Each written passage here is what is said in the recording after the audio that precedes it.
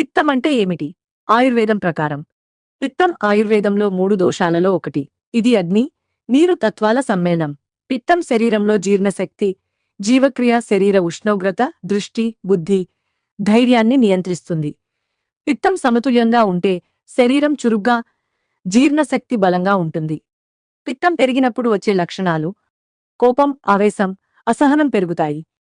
గుండెల్లో మంట, ఆమ్లత్వం, పుండ్లు వస్తాయి. చర్మంపై దద్దుర్లు, మోటిమలు, ఎర్రదనం వస్తాయి. చెమట ఎక్కువగా పడుతుంది. శరీరంలో వేడి ఎక్కువగా ఉంటుంది. నిద్రలేమి, దాహం ఎక్కువగా ఉంటుంది. మూత్రం పసుపు రంగులో ఉంటుంది. కంటిలో మంట, దృష్టి మాంద్యం వస్తాయి. పిత్తాన్ని తగ్గించుకోవడానికి నివారణ చర్యలు: ఆహారం తీసుకోవలసినవి: చల్లని, తేలికైన తీయని ఆహారం తీసుకోండి. పాలు, నెయ్యి, పెరుగు, దోసకాయ, కొబ్బరి నీరు, నువ్వులు, ఖర్జూరం, అట్టిపండ్లు, ద్రాక్ష, మామిడి మధురమైనవి తీసుకోండి. గోధుమలు, బార్లీ, బియ్యం, పాతది, చెరకు, వెన్న, పంచదార తీసుకోవచ్చు.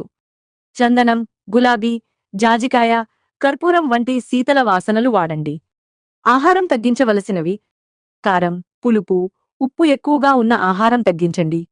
నూనెలు, మసాలాలు, మద్యం, పొగాకు, చాయి, కాఫీ తగ్గించండి. పుల్లని పండ్లు, పుల్లని పెరుగు, నూనెలో వేయించినవి తగ్గించండి. చల్లని, పొడి ఆహారం తగ్గించండి. జీవనశైలి: చల్లటి నీటితో స్నానం చేయండి. ఎండలో తిరగడం, అతిగా పనిచేయడం, రాత్రి జాగరణ మానుకోండి. ప్రశాంత వాతావరణంలో సమయం గడపండి. ధ్యానం చేయండి.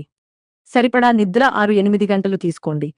నీలం, ఆకుపచ్చ, తెలుపు రంగుల దుస్తులు ధరించండి. ఎరుపు, నలుపు తగ్గించండి. యోగా, ప్రాణాయామం: శీతలి ప్రాణాయామం, శీత్కారి ప్రాణాయామం చేయండి. ఇవి శరీరాన్ని చల్లబరుస్తాయి. చంద్ర నమస్కారాలు, నాడీ శుద్ధి చేయండి. సర్వాంగాసన, మత్స్యాసన, సేవాసన వంటి శీతల యోగాసనాలు చేయండి. ఆయుర్వేద మూలికలు: అమలకి, ఉసిరి, గులాబీ, చందనం, వాస, శతావరి వంటి శీతల మూలికలు ఉపయోగించండి. త్రిఫల: ముఖ్యంగా అమలకి పిత్తాన్ని సమతుల్యం చేస్తుంది. ఋతుచర్య: వేసవిలో ప్రత్యేక జాగ్రత్తలు. వేసవిలో పిత్తం సహజంగా పెరుగుతుంది. ఈ కాలంలో చల్లని ఆహారం, చల్లని నీరు, తేలికపాటి దుస్తులు ధరించండి. పగటి నిద్ర, దివాస్వప్నం వేసవిలో మాత్రమే అనుమతించబడుతుంది. పిత్తం తగ్గించడానికి సులభ ఉపాయాలు: ఉదయం ఖాళీ కడుపుతో 1 గ్లాసు చల్లని నీరు తాగండి. భోజనంలో నెయ్యి ఉపయోగించండి. నెయ్యి పిత్తాన్ని శమింపజేస్తుంది.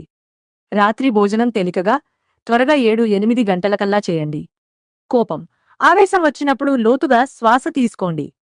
ఈ జాగ్రత్తలతో పిత్తం సమతుల్యమై కోపం, మంట వంటి సమస్యలు తగ్గుతాయి.